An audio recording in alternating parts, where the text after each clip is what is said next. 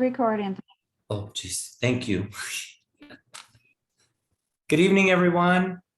Welcome to our June Washington Area Community Advisory Group, CAG, meeting. We're glad you're here. We are admitting a few more participants and we will get started momentarily, but thank you for joining us. Anthony, can you modify I'm not able to share my screen. Yes, ma'am. Buenas noches, bienvenidos a todos. Estamos permitiendo que se nos unan a la reunión los últimos invitados. Si pueden esperar un momento, daremos inicio a la reunión momentáneamente.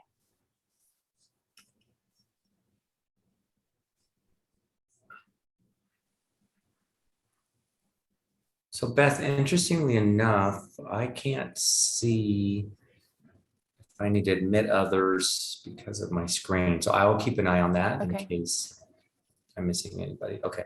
All right. Yep. Let's go ahead and get started. I'm going to hit record first. So I remember to do that. There's sensory. So good evening, everybody. Welcome to our June Washington Area Program of Projects Community Advisory Group CAG meeting. We're glad you're here. As usual, we do have interpretation available, and you will see that on the bottom right hand of your screen. And you do need to select the language of your preference in either English or Spanish. Bienvenidos a todos a esta reunión de los proyectos del área de la Washington y a esta reunión del comité consultativo. Como saben ustedes, estas reuniones son bilingües. Si hacen el favor de si ven el globo en la parte inferior derecha de su pantalla, pulsan ese globo y seleccionan el idioma de su preferencia. Good to go, Anthony. Terrific. Okay, next slide. All right, so I am now, as usual, we are fortunate that we have Catherine Archuleta from Dimension Strategies with us to facilitate our meeting this evening. So Catherine, I will turn it over to you. So welcome everybody. We're excited to have you here again with us tonight. I hope you're having a good summer. Happy a few days after solstice. Either your favorite day of the year or the least favorite. I never know quite whether I like the longest day or just and get depressed because they're shorter after that. But that's my own thing. I won't go into it any further. Thank you for listening to me. So we have a full agenda for you today. We have Heron Pond CSU at the National Western Center update, which will be Sarah's going to join us, and it's going to be really, I think, valuable information for those of you who've been wondering our next steps at the National Western. And then we'll move on to 44th and Pearl and other updates. We have an hour-long agenda, but we have plenty of time for discussion. We'd encourage you either to raise your hand or to put questions or comments in the chat. We save all those chat remarks, so we'll be sure to keep those and respond to them if we don't have time or if they're more complicated than what we can do in the meeting. So don't hesitate to use both avenues. And if I don't see your hand, Anthony's usually really good at alerting me, but also you can just interrupt me or interrupt the speaker as they're moving along. We will give time for questions and answers throughout. We're being really sensitive to doing that. So I think we can, we're going to offer every opportunity for you to participate and engage in the conversation. So I think we're going to start with Heron Pond. I think everybody's here for Heron Pond. Is that right?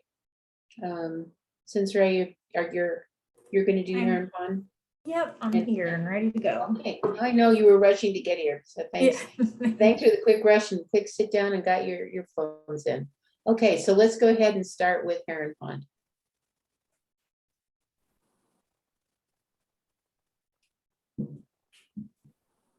All right, so you can go to the next slide. And you can go to the next one, but I think many of you are familiar with this site. It's at 51st and Emerson. And yeah, it's really exciting. You may have seen some construction over the last year, building what we've called phase 1A, which was primarily focused around the levee and the South Platte Regional Trail. But we just started to mobilize for phase 1B. So if you go to the next slide.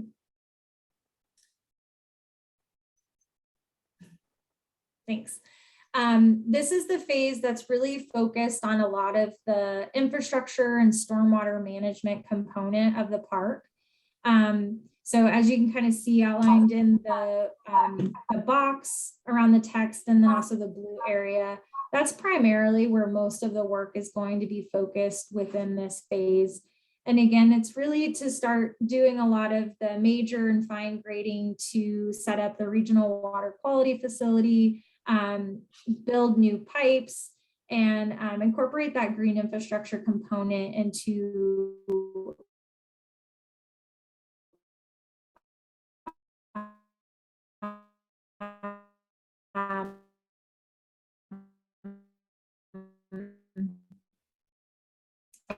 into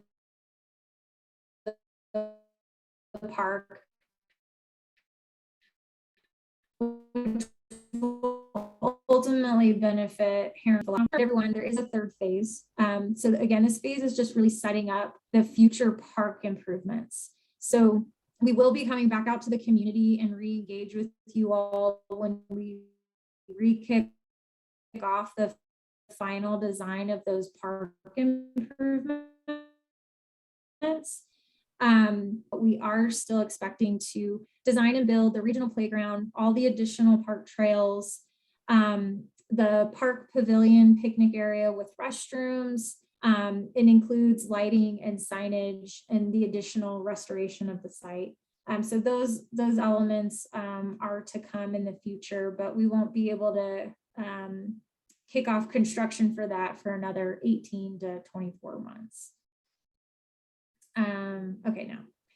So you may have all seen a construction notification come out. So this is just the graphic to kind of show the areas that will be closed for access during construction.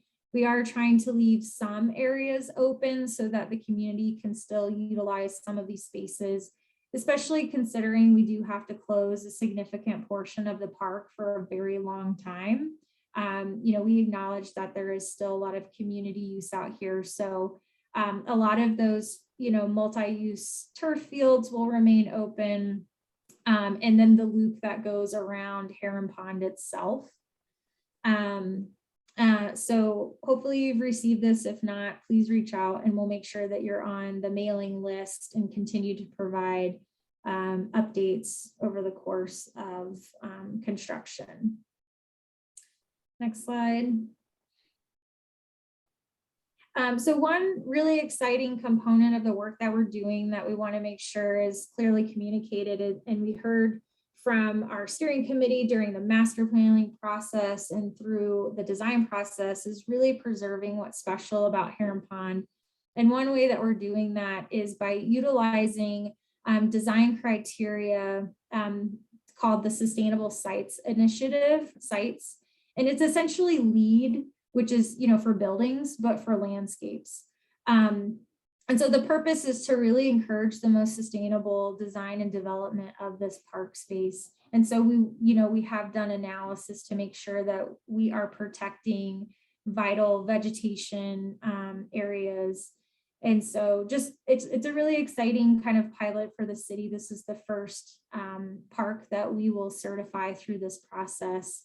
And again, it just kind of helps meet a lot of the goals that were outlined in the master plan. Next slide. So I just wanted to go into a little bit more detail real quickly about what the current phase of construction is going to primarily construct. So as you can see here, the existing stormwater management really utilizes those concrete trapezoidal channels that come through at 51st and at 52nd Avenue. And there's some vegetation, there's cattails, but for the most part, it's a lot of trash and debris, and it doesn't provide any real wildlife, recreational or water quality value to the park or the community. So if you go to the next slide, so this is just a reminder from the master plan that really the main goal of the work that we're doing is to look at how we're going to reconstruct those channels, naturalize them, and have them overspill into this very large but gradually graded kind of constructed wetland that will really purify that water, improve Heron Pond, and create a really cool ecological learning space that's really well integrated into the surrounding park uses. So that's the main goal of this current phase. So that's the primary work that you will see going on over the next several months before we then quickly kick off the park improvement phase. So the next slide just kind of shows you, the overview of the master plan. If you haven't been involved to date, the master plan is included online at denvergov.org/Heron Pond. So if you weren't involved in that planning process or you're new to the community, I definitely encourage you to go take a look at that just to get a better understanding. And then if you have any questions at all, you can always reach out to me. And that is it. Okay, thank you. Questions about where we're at? Any other questions you might have about the open space and the park update? If not, Jim, maybe we'll let you talk a little bit about your more technical side of this picture. Sure. Just let me just be sure that we don't have any questions. Doesn't look like it. Okay, thank you, everybody. Okay, Jim. Okay, yeah, so as we were discussing, this is kind of rehashing what Sensory started. If we focus on that blue area there, that is our primary work zone. I noted on there, we're putting in 18 acre feet. That's probably doesn't mean a lot, but it's about a 9 acre pond, and this is an 80 acre site. So about 10% of the site is going to be part of the pond area.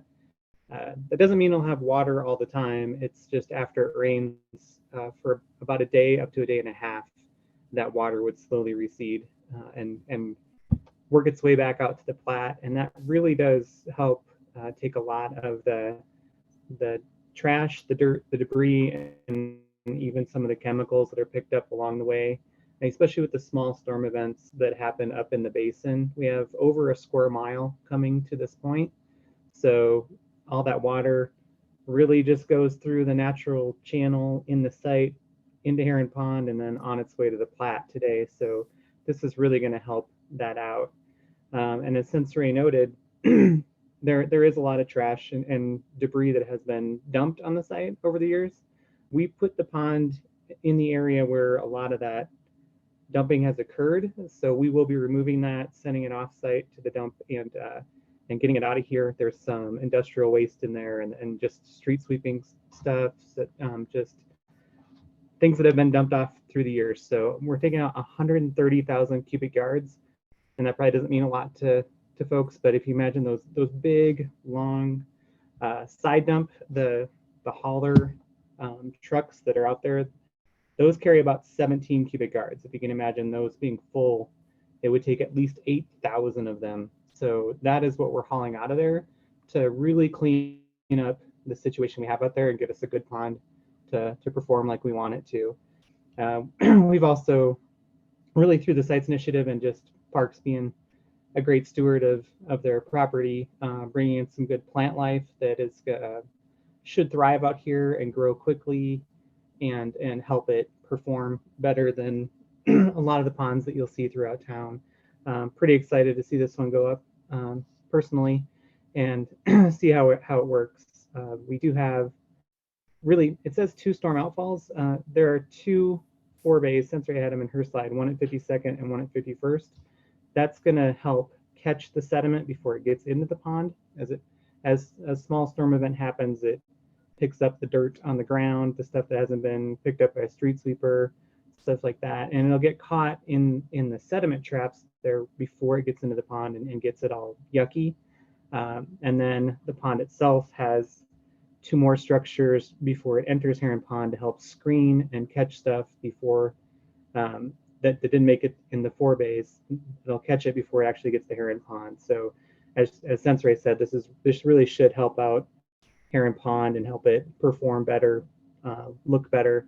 And then I also have notes on there that we have water, sanitary, and electrical for the future park improvements. The pavilion and other amenities out there are gonna, we're setting ourselves up so we can just, when phase 2 kicks off, we can just go build a building. We don't have to try and bring the work to the building. We should just be able to get going. So next slide.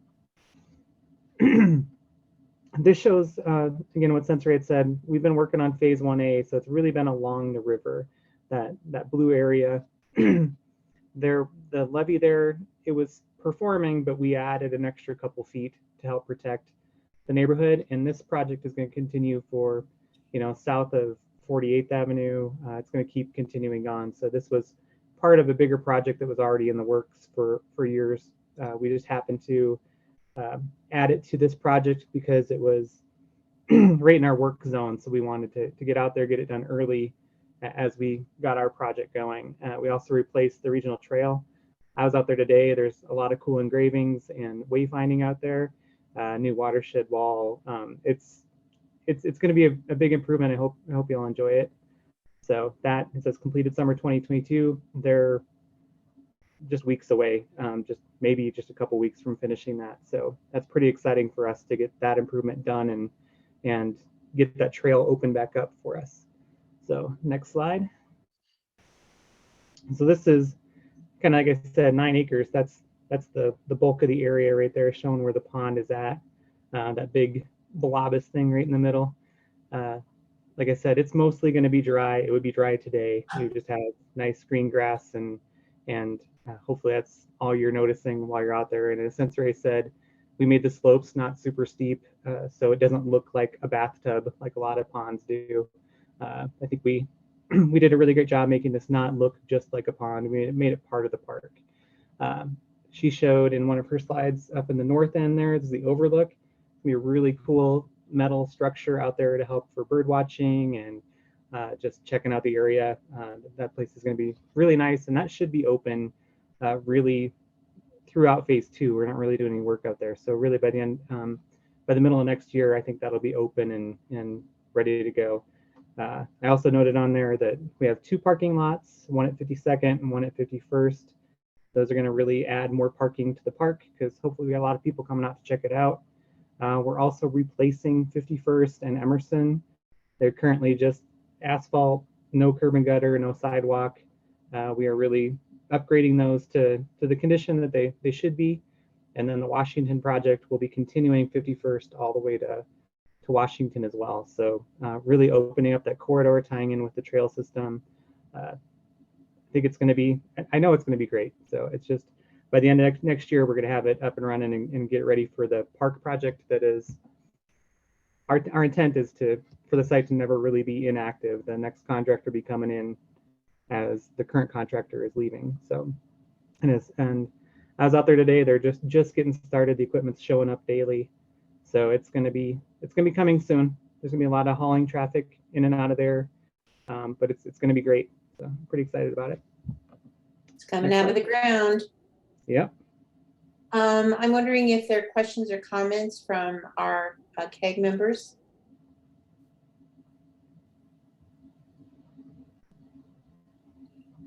You're pretty quiet tonight. Thank you, Jim. Thank you, Sensei. Hear me?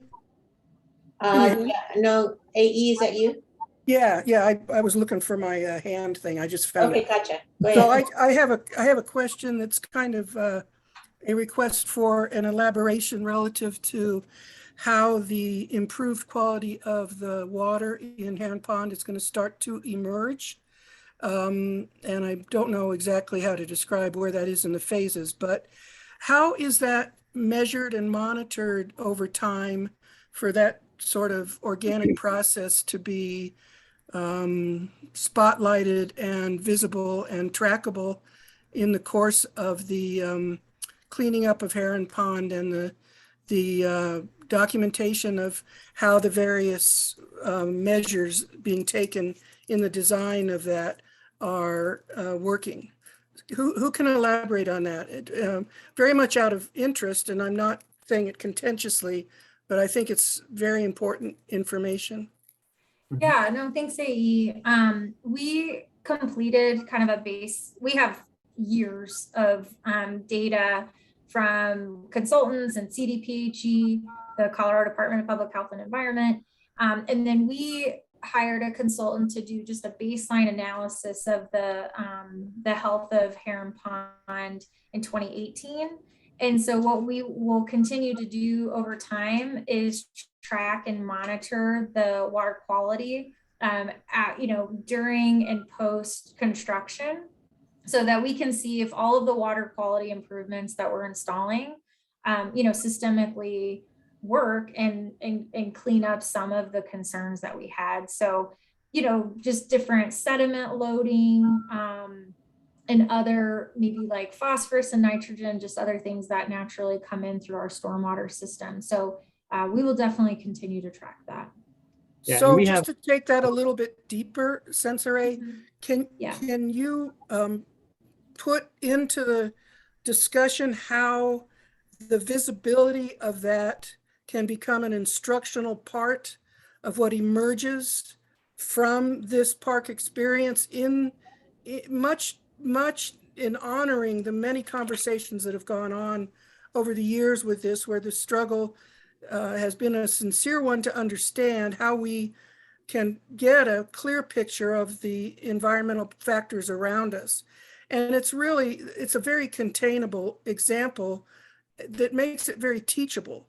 And this is an outdoor classroom. So I don't think we can discuss this in detail tonight. And there may be things I'm aware of the sequences of studies and that kind of thing you're talking about. But what I'm asking for is a forward facing into the neighborhood and the constituency that goes there for education, to somehow figure out a way to make this an identifiable dynamic in the process of bringing this park to life. So Yeah. put that on the table. And it doesn't have to all be discussed tonight, but just putting it there. Well, just one quick follow-up is just that, and we're going to reconvene, the stakeholder group when we re-kick off some of the design components, but there is a very robust interpretive signage / education component to this. And so we, based on what we heard from the master plan and the community, we are talking about the original homesteading of the site as part of the experience. We are talking about the historic contamination and then how this project is going to clean up water quality and restore habitat. And those are all themes that came out of the master plan that we are going to continue to honor as part of the implementation. And so we'll make sure to get into the details with you on how to best message and illustrate that work as part of that interpretive signage and make sure the community has input on that. I'm going to move us on, if you don't mind, and AE will, sounds like Sensore and Jim will be following up, but also it's already, they're thinking exactly like you. Great idea to include this instructional value of what's happening there. So I'm going to move us on so that we can go on to CSU at the National Western Center and its update.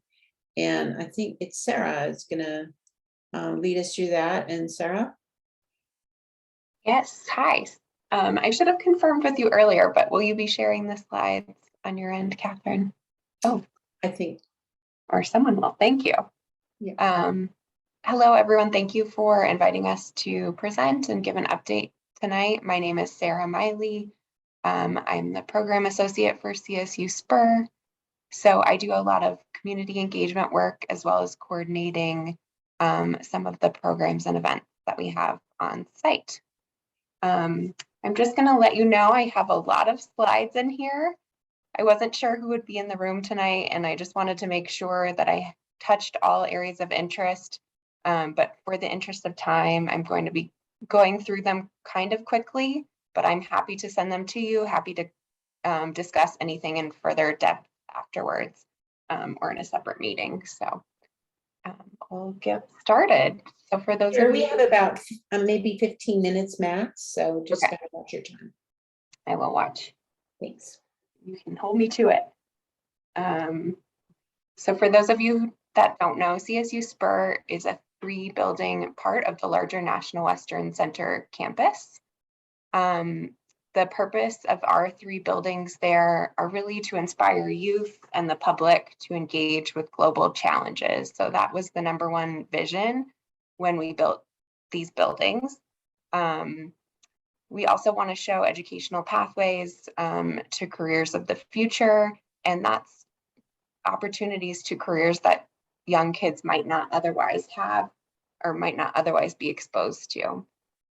So at CSU Spur, you can get the opportunity to interact directly with researchers. You can learn about the path that they had to their career, and a lot of times it's windy, and sometimes it doesn't even involve higher education, and that is completely fine. We just want to have a space where kids are thinking about careers in STEM, particularly food and agriculture, water, and human and animal health, given that those are the most pressing issues of our future right now.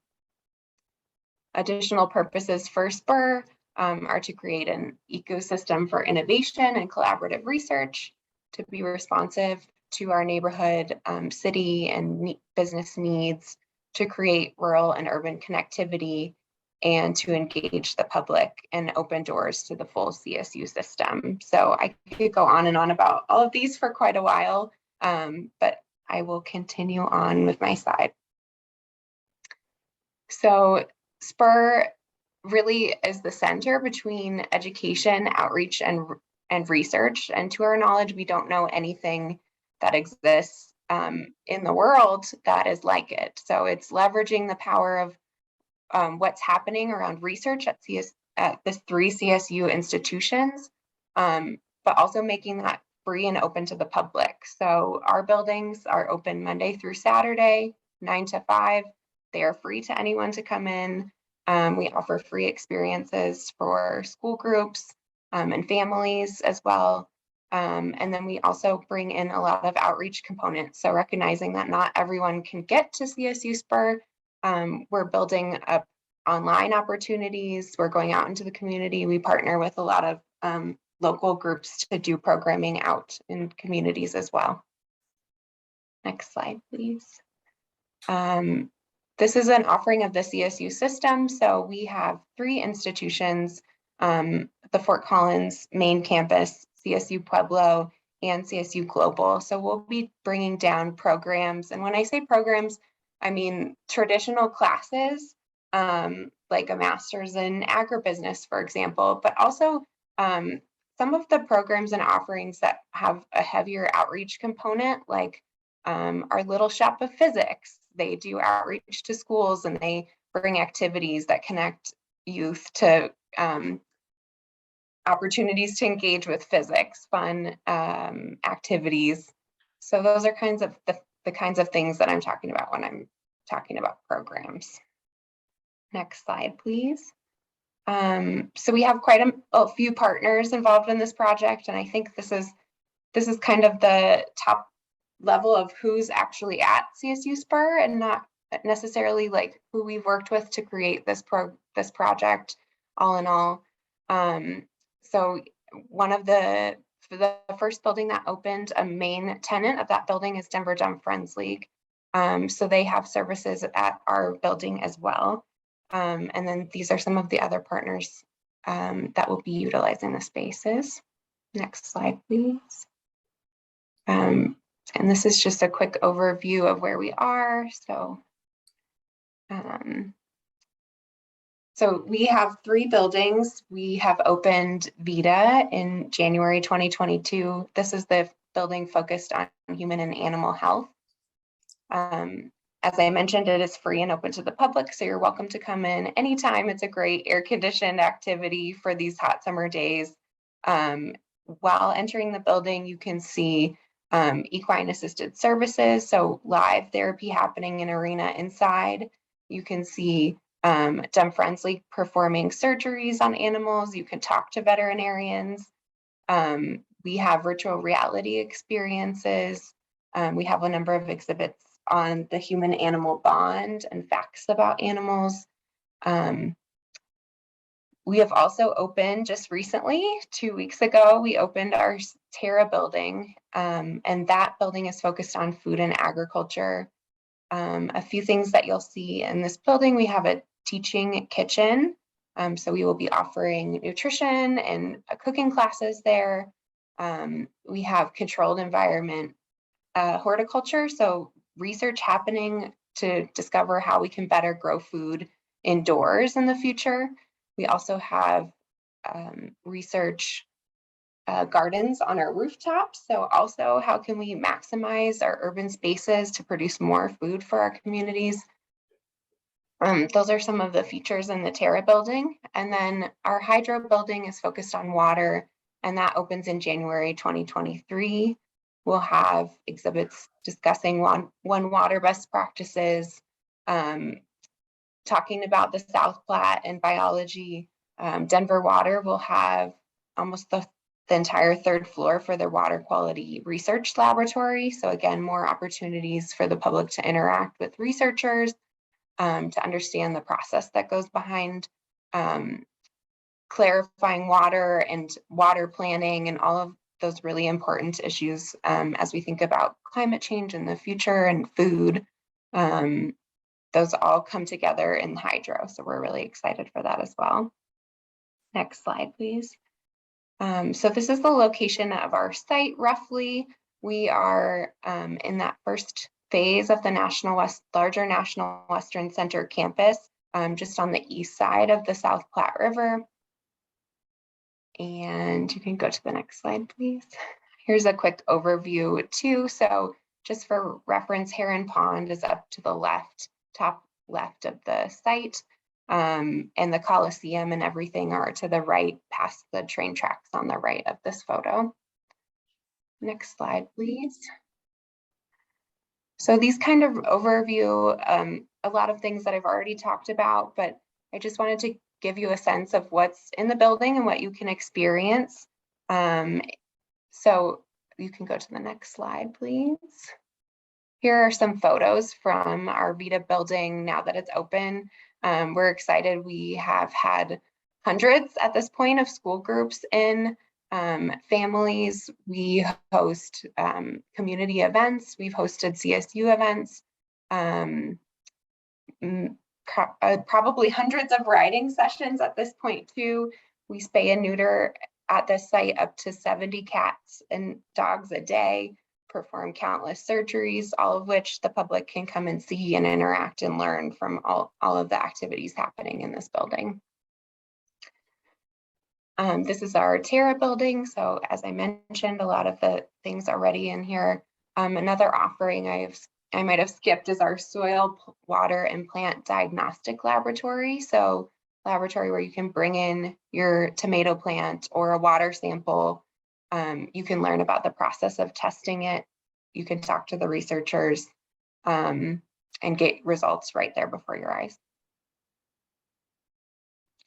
So here are a few photos from our opening of Terra. And as I mentioned, that was 2 weeks ago. I believe some of you were there, so thank you for coming. It was a really fun event. We had partners in the building. Some of our programs that will live there long term, like our expanded food nutrition education program, was doing demos in the kitchen. We had tours and planting sessions in our greenhouse from our researchers on site. We had Denver Museum of Nature and Science have activities, the Little Shop of Physics, as I mentioned earlier, Bug Zoo, so lots of fun activities for the family, just to give a sense of what's starting to move into this building and what the opportunities are to be using this building in the future. Sarah, let's take a break, right? Or maybe go through hydro and then take a break to see if we have any questions or comments from the CAG. That sounds great. So the last building to open, and then I think a break would be great, is our hydro or water building. So I gave you a sense of what would be in this building as well, but this building opens in January of 2023. It is our largest building. A few other things that are in here, we have a 300-person black box theater. So we're looking at also connections to the arts. So having musical performances, having conferences here, larger meetings. And I think that's all I'll cover for right now, just for the sake of time. Okay. Are there questions or comments to date or up to this point? Catherine, there's a question in the chat from Kyle. Oh, Kyle, how do you sign up for a group tour? Great question. Thank you, Kyle. For small groups, you're welcome to come in and self-tour anytime. You don't need an appointment. And again, it's free. If you'd like a formal tour, please reach out to me. I'll put my information in the chat and we can set up a more in-depth tour for you or anyone else you'd like to bring. We can also do construction tours of our hydro building. Other questions or comments?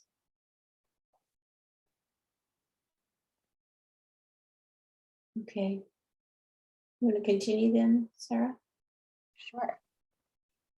I think this is one more building connected to hydro, and this one is unique to the site because it's a historic restoration that we're doing to the McConnell building, which used to be an auto mechanics shop. So in this building, we'll have 6 artist studios, as well as some flexible workspace for some of our partners doing work around food, water, and health, and some casual community meeting space as well on the first floor.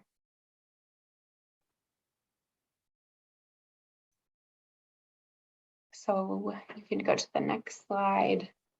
Just to touch on a few things that are really important to us at Spur are sustainability. So all of the buildings are LEED Gold. We have a focus on One Water and One Health. So how all of these topics of food, water, and health connect from a systems perspective. We also use the National Western Center heat recovery project, which is one of the largest in North America. So this is a buried sewer line, essentially, that is wrapped, and we're able to capture heat off of, think of water from your dishwasher and your shower. We capture the heat of that pipe, that large pipe, and we are able to use it to heat and cool all of our buildings.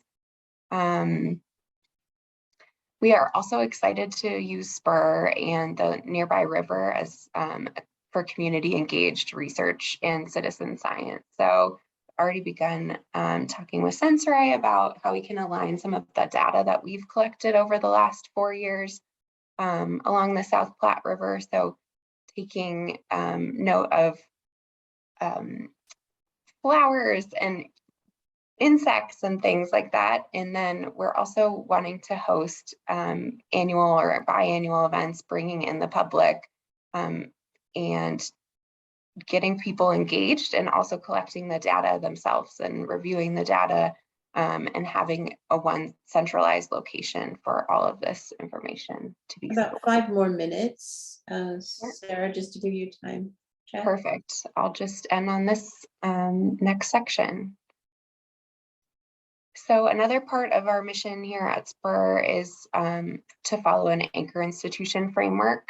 And you'll notice that the beginning bullets are just really best practices and community engagement. So we've spent the last 10 plus years developing relationships with local nonprofits and schools to learn about what services they provide, how we could fill in any gaps, how we could support existing services. We also engage in existing community activities. So we don't want to recreate the wheel, but have this be an extra add-on for the community. We've spent a lot of time, oops, sorry, we can go back one more. We spend a lot of time focusing on college readiness and college access. So we have a number of programs from CSU, like Upward Bound. We also have a Spur scholarship now. So any student in the 80216 zip code can get up to $10,000 to any of our 3 CSU institutions, which is a great help. They can use it for books or lodging or meals or things outside of tuition, since many of those students already qualify for free tuition. And then we also, kind of the next step in this community engagement is to really focus on how we can be utilizing more local small businesses and removing barriers to hiring locally. So again, I could give a whole separate presentation on that, but a few things that we've done is worked pretty intensely with Center for Community Wealth Building over the last 3 years to just get a business directory of local businesses that we can turn to. So we worked with North Denver businesses for both of our grand opening. We have a local events vendor page on our website. So anyone hosting a meeting at Spur already sees that when they book their space. Local caterers, local restaurants and bars, if they're staying in the area, local event rental companies. We are always open to suggestions of how we can broaden our impact in creating and adding to community wealth. And then also removing barriers to hiring locally. So we just started a paid high school internship program. We want to create more pipelines to jobs at CSU Spur and are working with focus points, for example, to create a pipeline for participants of the Kamal program into using Spur services as well and working at Spur. So those are just some of the examples of things that fall into that. And here's just some photos, and I'll stop there for now to see if there are any other questions. Thank you, Sarah. Really appreciate the time and effort you put in this presentation. Are there questions or comments from our CAG members?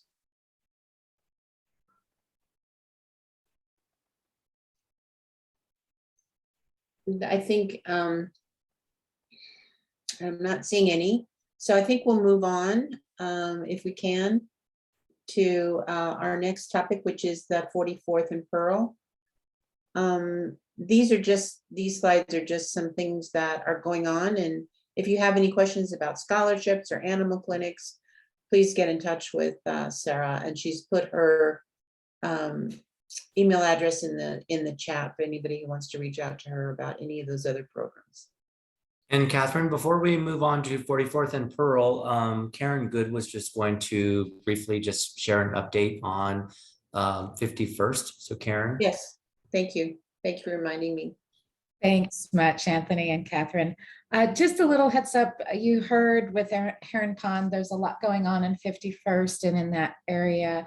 And we don't have a big update, but we may have some small updates between now and the next CAG. So just wanted to give folks a heads up. We may be reaching out about some things we just don't know yet. So more soon, if not before the CAG, at the next CAG. So thanks much, Anthony. Great. Thanks, Karen. Thanks, And Karen. I'll go ahead now and just go right into 4400 Pearl Street. So as the community knows, this was this site that the Colorado Village Collaborative hosted, the Tiny Homes Village was located for the past 3 years. And they have left the site and are at a new location in Elyria, Swansea. And it is a 0.8 acre parcel of land, which is owned by the city. And so OCBE, in partnership with real estate, hosted a listening session on May 24th because we wanted to come back and hear from the community their thoughts. What should happen with this parcel of land? And the overwhelming response from the individuals that attended that listening session was, as in previous discussions, that they wanted this to be a pocket park. And so at that meeting, that listening session, Scott Gilmore, the deputy manager of parks, and Lisa Lumley from real estate were there. And I, Parks and Rec was transparent to let the community know that, it's probably going to be a 3-year process to design and construct this pocket park. And so I asked the question of Scott and Lisa, could the community activate that space in the interim? And it was just a wonderful meeting. There was, it was just a hopeful conversation. And the takeaway was that Scott Gilmore was going to go back to the city attorney's office and just be sure that this was possible. And so it is possible and it is going to happen. So last week, a few community members, along with Scott, Beth, myself, and the city attorney went back to the site and had some discussions, and next steps to activate this space is a memorandum of understanding, working with a community entity, which is Globeville First. And what we're going to determine is how we can activate this space still this summer. Some of the ideas were like a large community garage sale, probably a Garaje comunitaria, tal vez un lugar para música y para comida, acceso a la comida. Entonces, yo me reuní con Wendy del Departamento de Salud Pública y Medio Ambiente y ellos están trabajando en una alianza con la Cruz Roja, DDPH de IDATI para crear un centro alimentario. Y entonces futuras conversaciones se van a dar en las próximas semanas, pero básicamente eso querría decir que un camión refrigerado de 18 pies sería puesto ahí y luego se podría ir comprar frutas frescas. Y habiendo gastado 3 años en esta comunidad, lo que yo no quería hacer era crear un programa que pudiera decir que se le dijera, donde se le dijera a la gente venga a comprar comida, así que y que la gente de la comunidad no pudiera accesarlas. Entonces estamos tratando de encontrar fondos adicionales para que si la gente de la comunidad, los miembros de la comunitaria puedan pagar un precio por esta comida fresca, lo harían, pero si lo hicieran, pero si no, que pudieran pagar dependiendo de sus ingresos para que esto esté disponible para ellos. Entonces, estamos en las etapas iniciales de esta conversación y estamos muy emocionados de que esta parcela de terreno no se va a quedar sin utilizar, mientras que Parques y Recreaciones crea el diseño y construye el parque. Pero la comunidad es parte de la conversación y vamos a continuar manteniendo así mientras que seguimos progresando con esto. Ángela, usted estuvo allá, Ángela García. ¿Tiene alguna otra pregunta? ¿Tiene otra, comentario que se me había olvidado a mí mencionar? No, yo pienso que usted cubrió todo y estoy más que emocionada junto con la gente que vive aquí en el sur de Globo, con la que he hablado, el ver que esto llegue a dar fruto. Ok, Anthony, ¿algo más que se me había olvidado? No sé si usted quería mencionar la compra potencial de la propiedad adyacente a esto. Sí hay conversación, pero son preliminares por ahora de que hay un garaje donde se estacionan camiones al norte de esta parcela de tierra y la ciudad está en discusiones preliminares para probablemente comprar esta propiedad y extender la parcela de terreno para que haya más espacio para el parque bolsillo, pero no estamos esperando, y eso lo mencionó Scott Gilmore, no estamos esperando que ese proceso se dé y para que se dé la activación de la parcela. Esto se va a hacer aproximadamente para mitad de julio. Y esperemos que a través del otoño y en el otoño y el invierno, si la comunidad quiere continuar activando esta propiedad, dependiendo de lo que se proponga, estamos abiertos a estas discusiones. Tal vez yo voy a adicionar una par de cosas más porque estuve en esa reunión también. Primero, pienso que lo que fue importante acerca de la reunión es que los miembros del CAG pudieron estar ahí y otros miembros de la comunidad tuvieron la oportunidad de invertir su tiempo, interés en esa discusión. Entonces, cuando la comunidad se junta, y pienso que con los funcionarios de la ciudad, de parques y los abogados pudimos llegar a una solución que cumple con las expectativas de todos. Entonces, felicitaciones a Parque y Recreación, donde Scott realmente hizo, hizo una labor para poder seguir esta sugerencia de Anthony para poder tener este parque de bolsillo, y esto realmente viene de una situación que fue estresante para la comunidad y obviamente para la ciudad y el condado, pero tuvo un resultado positivo con la creación de este parque de bolsillo, y esto es un logro, y felicitaciones a todos los miembros de la comunidad que, que empujaron esto.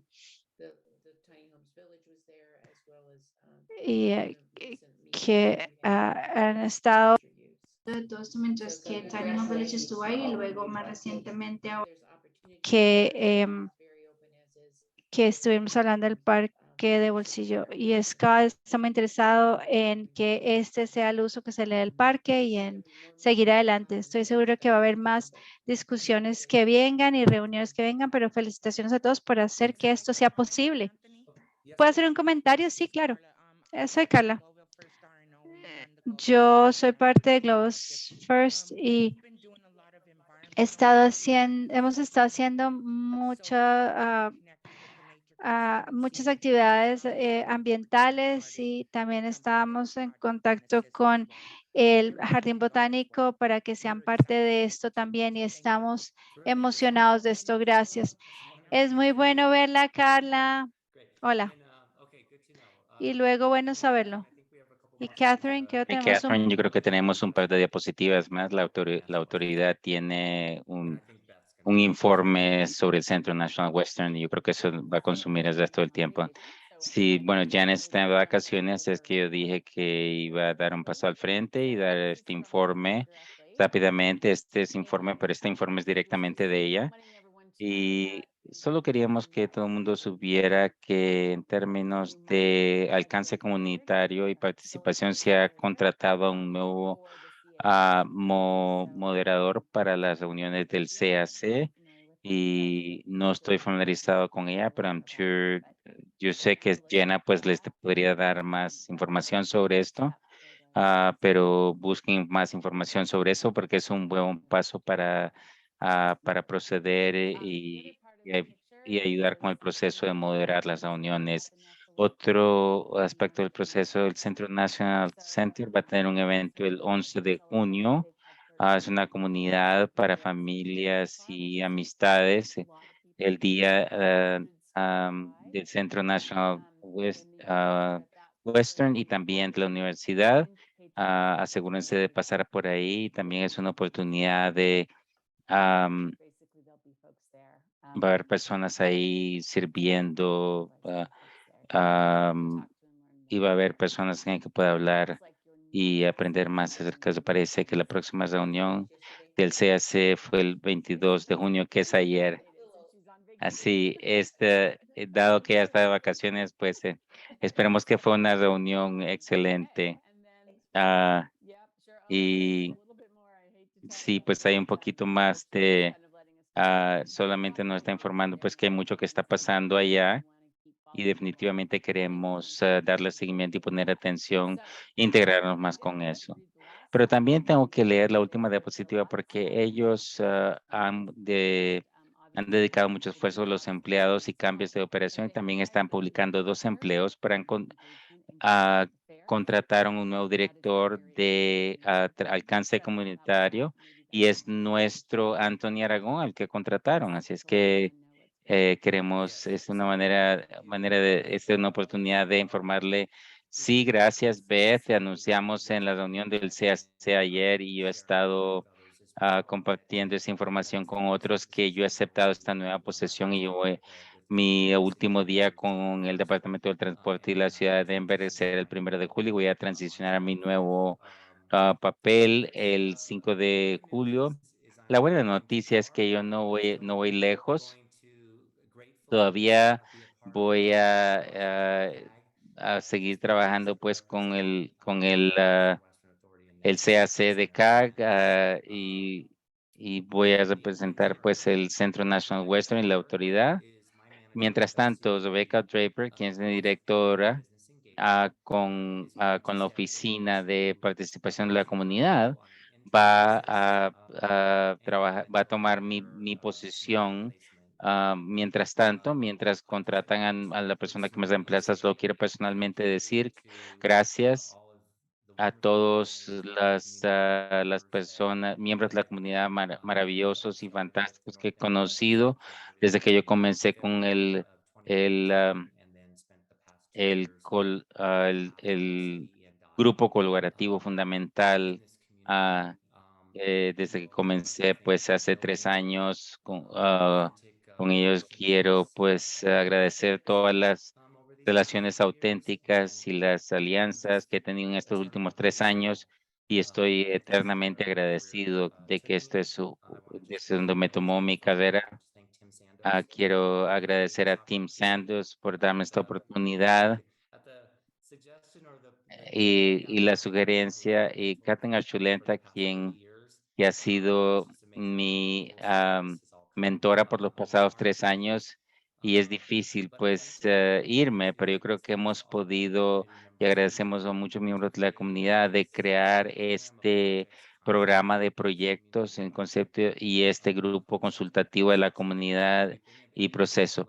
Y hemos podido implementarlo en 5 Points, en el noroeste del centro, y también hemos comenzado pues el grupo de West Colfax, y ahora estamos en el proyecto, en el programa de proyectos del área, de que hemos podido integrarlos entre una sola voz de la comunidad unificada, y el hecho de que la comunidad se fatiga cuando venimos un proyecto a la vez con ustedes, y lo que este modelo ha podido producir, que el CAG, integrarlo, darles informes más a fondo de los diferentes proyectos, pero también integrar diferentes proyectos al mismo tiempo y poder tener informes de la autoridad del Centro National Western y la universidad, porque todos estamos en la comunidad, y de poder fertilizar los proyectos de uno al otro, de uno y del otro, y ustedes ayudan a crear este modelo metropolitano de la ciudad, más amplio de la ciudad. Gracias por su participación. Hemos podido implementar esa idea en otras partes de la ciudad. Vamos a continuar, o CBE va a continuar creando otras oportunidades de programas y proyectos por toda la ciudad. Stop there and say thank you. Voy a parar ahí pues dándole las gracias. Y ahora vamos a distribuir el correo de Rebecca Draper, pero yo espero verlos todos los meses. Una vez que tenga mi nuevo correo electrónico, voy a ver a varios de ustedes en diferente capacidad. Por favor, no duden en comunicarse conmigo. Mi celular seguirá siendo el mismo. Si puedo ser útil de alguna manera con la autoridad, con el Centro National Western, por favor, que estoy listo para aliarme con ustedes y continuar trabajando. Si es que Anthony va a ser un miembro del CAG, ahora va a tener que levantar la mano para tomar la palabra.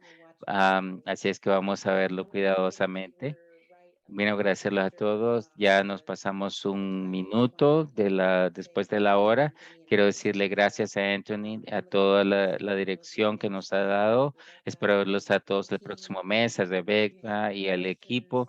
Si tiene alguna pregunta, Anthony va a estar aquí hasta el 1 de julio.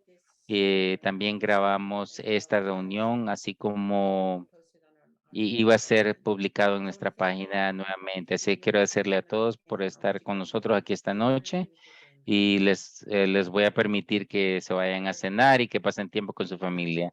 Gracias, ansiosa por hacer el trabajo. Gracias a todos. Que pasen muy buenas noches. Gracias, buenas noches. Good night, everyone. Thank you. Gracias a todos. Muchas gracias.